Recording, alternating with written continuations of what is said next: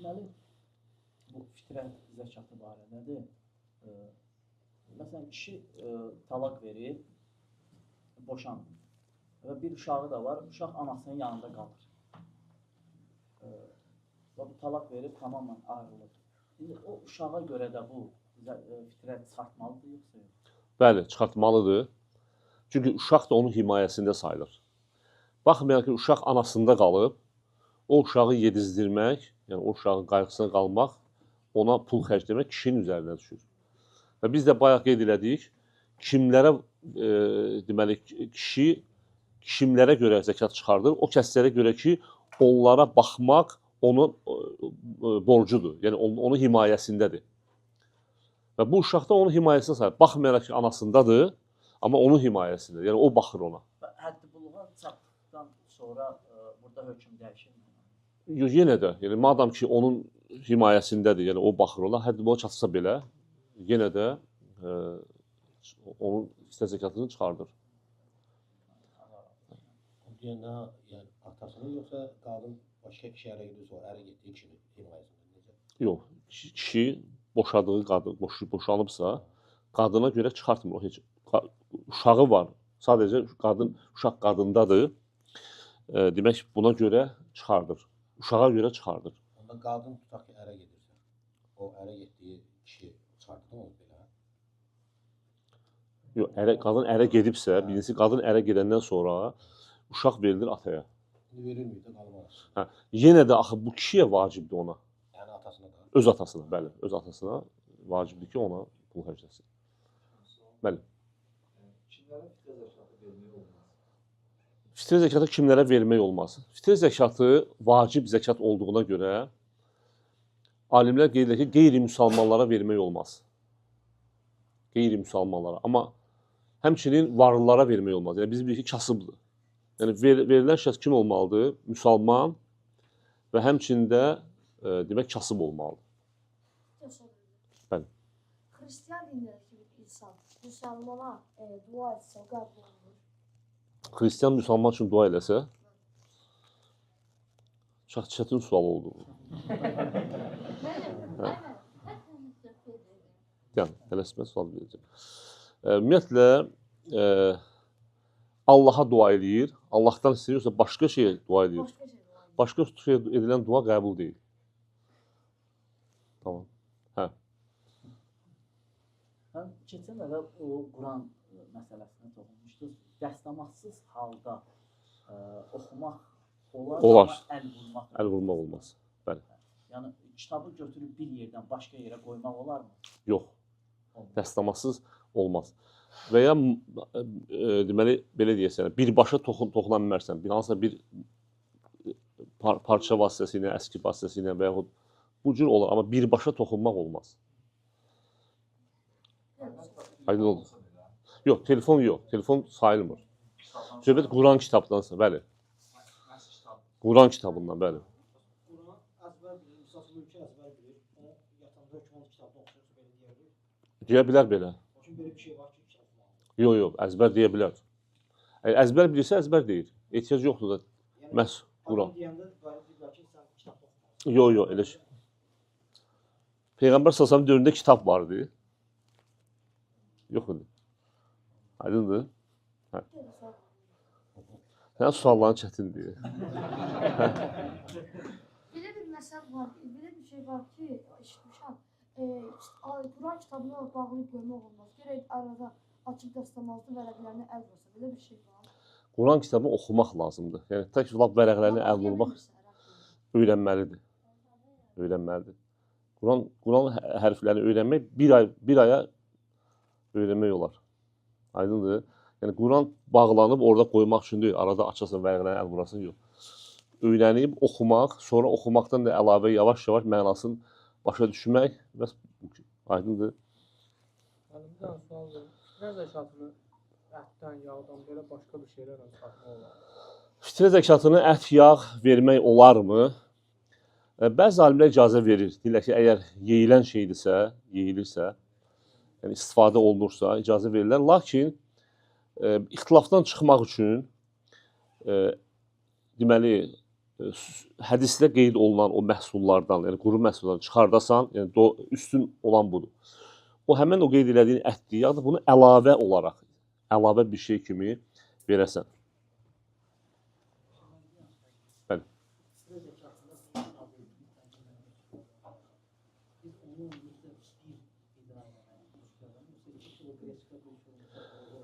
Yox, eyni məhsul olmalıdır. Qardaş sual verir ki, məsələn, bir insana 3 kiloqram fitrə zəkatda o məhsullardan çıxarılmalıdır. Bu 3 kiloqram eyni məhsul olmalıdır, yoxsa müxtəlif məhsul ola bilər? Məsələn, 3 kiloqram, 1 kilo düyü, 1 kilo qreçka, 1 kilo məsələn mərcimək yox. Eyni məhsul olmalıdır. 3 kilo qreçka, 3 kilo məsəl üçün ailədə 4 nəfər var. Misal gətirəm. 12 kiloqram. 3 kilo qreçka, 3 kilo düyü, 3 kilo mərcimək, 3 kilo da məsələn makaron. Yəni şərt deyil ha, məsəl üçün bunlar müxtəlif olsun. Tutaq ki, 3 kilo 6 kilo düyü elədi məsələn. Bir adam üçün 3 çıxartdı. Amma paylayanda artıq ona fikir vermirsən. Paylayanda artıq şərt deyil ki, 3 kilo mütləq bir nəfərə düşsün. Məsələn, sən aldın 12 kilo, düzümü? Paylayanda elə bilər 1-2 kilo buna verəsən, 1 kilo buna. Amma çıxardanda bu formada al.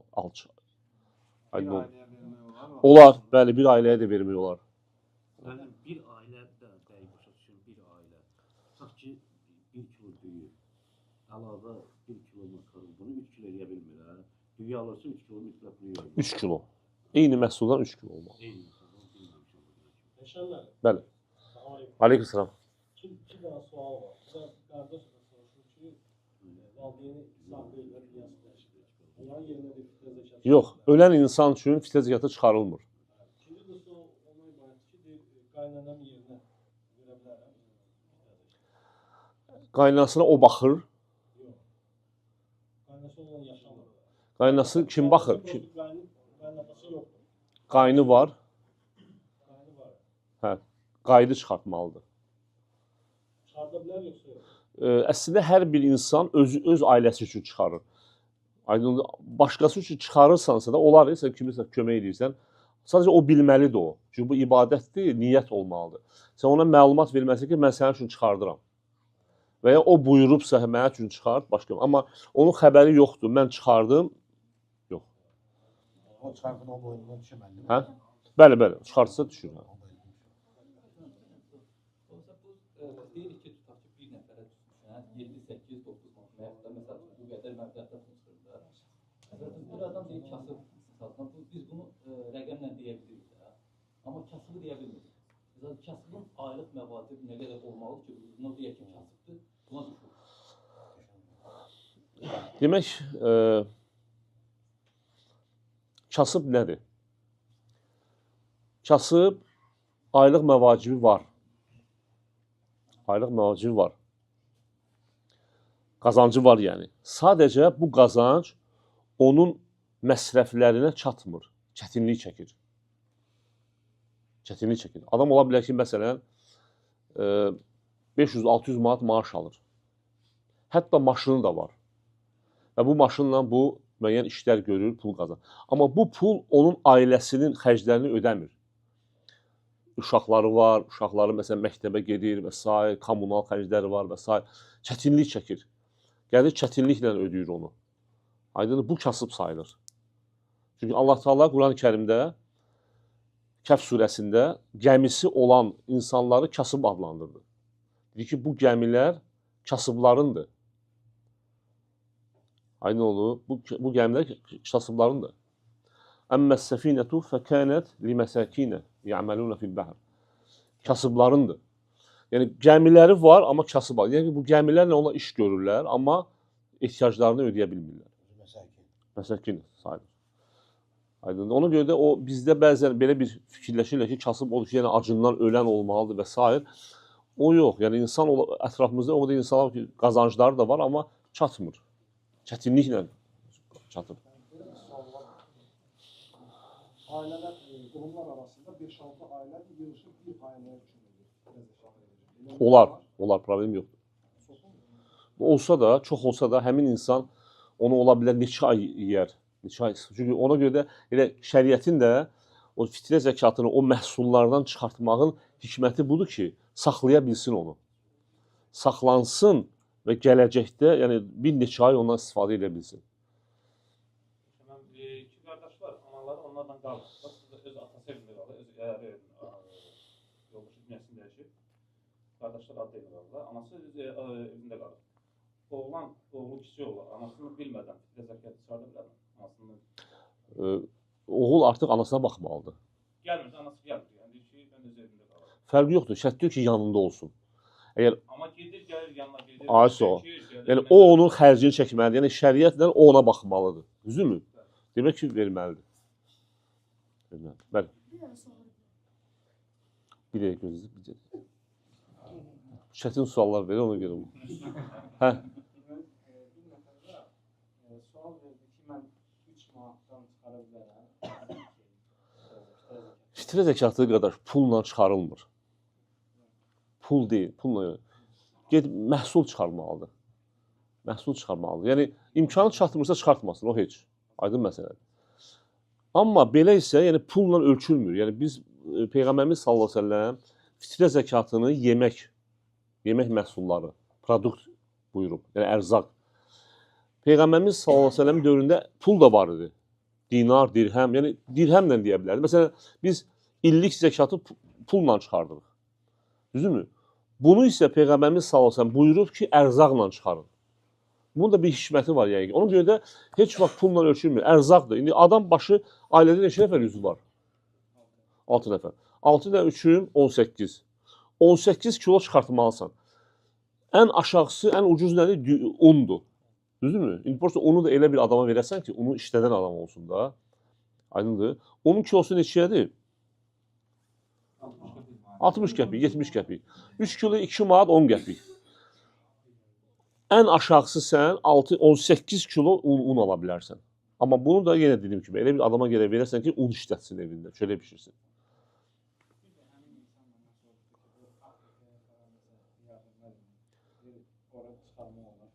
Əslinə qalsa, hər bir insan hansı ölkədə yaşayırsa, o ölkədə çıxartmalıdır. Yəni, qayda budur.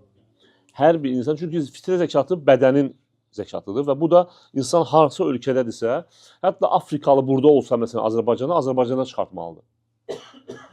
İnsan Azərbaycanlı başqa bir ölkədədirsə, orada çıxartmalıdır. Aydındır? Ona görə də burada çıxartmaq, hansı ölkədədirsən, orada çıxartmalısan.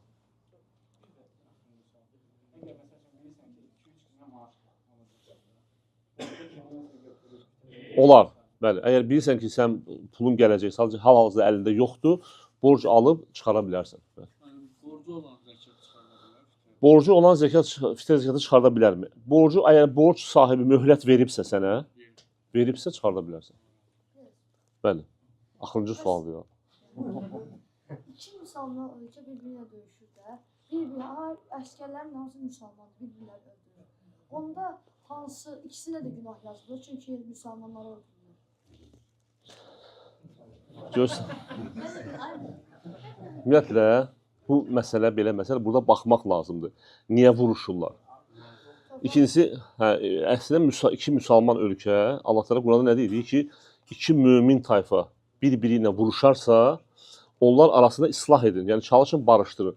Əgər barışmazlarsa, o zaman həddi aşan tayfaya qarşı vuruşur. Yəni, ola bilər, onlardan biri həddi aşıb baxmaq lazımdır. İkisindən biri sözsüz ki, haqsızdır da, düzdürmü? Ola bilər, ikisi də haqlıdır. Deməli, biri haqsızdır. O haqsız olanı birinci başa salmaq lazımdır. Sən haqsızsan. Başa düşməsə, o haqlı olana yardım eləmək lazımdır. Sənin suallarını tutardım. Bəli, ana bəhtində olana düşürəm. Bəli. Ana bəhtində olan uşaq üçün də sünnədir, müstəhəbdir. Onun həddi var, yəni 4 ay. Əslində bəli, yəni o 4 aydan sonra, yəni ruh veriləndən sonra. Bu bayram namazları biz bilirik ki, qıraq yerdə qılınar da, Rasulullah sallallahu Şeydə, Musallədə. Səhradan. Bəli, açıq yerdə. Bu təravih namazına da aiddir, yəni bu hökm beləsinə. Yoxsa təravih namazı məsciddə qılınmağı daha əfsəldir? Təravih namazı sünnə bir namazdır. Şərt deyil məsciddə qılınsın. Çünki Peyğəmbərimiz, düzdür, Peyğəmbərimiz sallallahu əleyhi və səlləm öz dövründə 3 gün sahabələrə təravih qıldırıb işadan sonra. İşadan sonra qıldırıb. Sonra fərz olmağından qorxub saxlayıb. Aydındır. Və sonra Ömər İbn Xattabın dövründə bu sünnə təzədən yaşadıldı. Yəni belə deyək, dirildildi sünnə və məsciddə qılınır. Amma o demək deyil ki, şərt məsciddə qılınsın. Musallələrdə də qılmaq olar, əlbəttə. Yəni şərt deyil məsciddə qılınmağı. Müstəhəb bir əməldir, sünnə əməldir. Hətta evdə də qılına bilər. Məsciddə də qılına bilər. Yəni belə bir şey yoxdur ki, təravih namazı mütləq məsciddə qılınmalıdır. Belə bir şey yoxdur. Yox. Bilirsən, limitim qutardı. Hə. Məsəl üçün, məsciddə 4 rükət qılırlar. 4 rükətdən sonra nə saat açılır, başqa hədis oxuyurlar. Sələflərdən gəlir ki, 4 rükətdən sonra onlarla nə olacaq? Əslində qalsa, yəni təravih namazının elə adı da təravih sözü istirahət deməkdir. Sahabələr 4 rükətdən sonra istirahət edərdilər. Yəni bu istirahət vaxtı hansı hədis danışmaq, dərs demək, yəni olar. Bu qadağan gəlmir. Yaxşı bir şeydir. Müəllim, bir yerdə qılınır təravih 11 rükət deyək. 8 qıl, o 3-ü vitir deyək də, vitir. Evdə qılmaq əfsəldir, yoxsa elə cəmaatla qalıb tamamlamaq? İmam əgər qılırsa cəmaatla tamamla, evdə də davam edə. Yəni imamla vitri tamamlayırsan və imamla qutarandan sonra imamla qıldığına görə qiyamul leyl kimi sənə savab yazılır. Və evə getdin, evdə də 2 rükət, 2 rükət, 2 rükət tamamlayırsan. Hə, yox, vitri daha təzədən vitri qılmırsan. Qardaşın evladı olub, 3 evladı olub, dünyasını dəyişib. Amma nəfəs alıb, yəni dünyaya gəlib, yaşayıb. Saatlarla yaşayıb. Qardaş onun əqlini kəsməlidir, yoxsa yox? Əslində dünyaya gəlibsə, bəli. Dünyaya gəlibsə, alimlər deyir ki, kəsməlidir. Yəni 1-2 saat olsa dünyaya gəlib, nəfəs alıb. Əql kəsilməlidir. Gəlib, dünyaya gəlibsə kəsilməlidir. Oğlana 2, Yəni kəsilməli deyirik, amma vacib deyil. Yəni kəssə müstəhəbdir, bəli. oğlana 1, yəni dünyası. Oğlana 2, qıza 1. Bəli. Mənim bir yaxınım var, tanışım. Ailəvi gedirəm də mən ona. Amma ki, o adam çox içki içir də. Onunla mən get-gəliş əlaqəsini kəssin necə? Bu içkinin İslamda hökmü bilirəm də. Mən deyir, başa salıram, bildiyini deyirəm ki, yəni günahdır. Allah sana bunu haram edir, Peyğəmbərimiz haram edir, lənətləyir, bu içki içənə. Yəni başa düşmür, ona nəsə. Bax, ümumiyyətlə, əlaqə kəsmək məsələsi çox həssas məsələdir, baxmaq lazımdır. Yəni, bir insan böyük günah sahibidir, onunla dərhal əlaqəni kəsmək, yəni əlaqəni kəsməyin 2 dənə faydası var. Birincisi, o adam üçün ibrət olsun, ona ibrət olsun. İndi sənin ona əlaqəni kəsmək, ona ibrət olacaq. Yəni, buna baxmalısan. İkincisi isə sən onun günahına düşməyəsən, yəni sən də təsirlənməyəsən onun günahına düşməyəsən. İndi bu 2 şey varsa, O deyir ki, yəni mən öldüm, getdim də. ateistdir, belə deyək. Öldüm, getdim. İndi sən yenə də, sən Axirətdir, qiyamətdir. bəli, Günahdır. başa düşdün, onu deyərlər çox. Amma sən yenə də bacardığın qədər dəvət eləməlisən. Və dəvət nə üçündür? Dəvət etmək nədir? İnsana başa salırsan, Allahdan qorxmağı xatırladırsa ona və s. Əlaqəni kəsmə. Əgər dediyim kimi, yəni ona bir təsir edə bilərsənsə, davam elə, başa sal ona, çəkindir onu. Yox, görsən ki, yox, sənə də o günaha sala bilər və s. O halda çəkinərsən. Oldu qədər, bu qədər. Çox üzr istəyirəm. Bax, toxundunuz o Qurana, toxunmamağa, dərsamağa. Onda, yəni kimsə toxunsa, belə ki, günaha gelir olur. Bəli. O rəyi götürürsən, bəli. Hə. Başqa rəy də var. Başqa rəy odur ki, bəli, icazə verənlər də var. Amma bu rəyi götürürsən, bəli. Oldu qardaşlar. Barakallah. Bir sağına çəkin. Hə? Bir sağ deyilsin orada. Bir çəkin nə qədər? Bir sağ qabdır. Qabdır. Bu qab müxtəlif məhsullar, müxtəlif gülçəki gələ bilər. Düyü ola bilər 2 kilo yarım gəlsin. Ola bilər başqa bir məhsul 2 kilo gələ bilər. Elə bir məhsul. Aydın olur. Sadəcə alimlər belə deyək də yekun olaraq deyirlər ki, ən belə deyək sənə ağırı 2 kilo yarım, 3 kilo götürürlər ki, yəni eybi yoxdur. Artıq olsa problemdir, amma əskik olmasın. Yəni çəki yoxdur, qabınandır. Əlbəttə 2 kilo, məsəl üçün alimlər var deyir ki, 2 kilo yarımdır. Orta hesabda 2 kilo yarımdır. Məsələn, biz bir qaba düyü töksək müxtəlif çəki gələcək. Xurma töksək başqa çəki gələcək. arpa töksə başqa çəki gələcək. Mərcimək üçün yəni çəkinin o ağırlığından asılı olaraq da, bəli. Əmin. Oldu qardaşlar. Allah bizə eşidib faydalı etsin. Oldu. Sallallahu əleyhi və səlləm Muhammed və aləhi.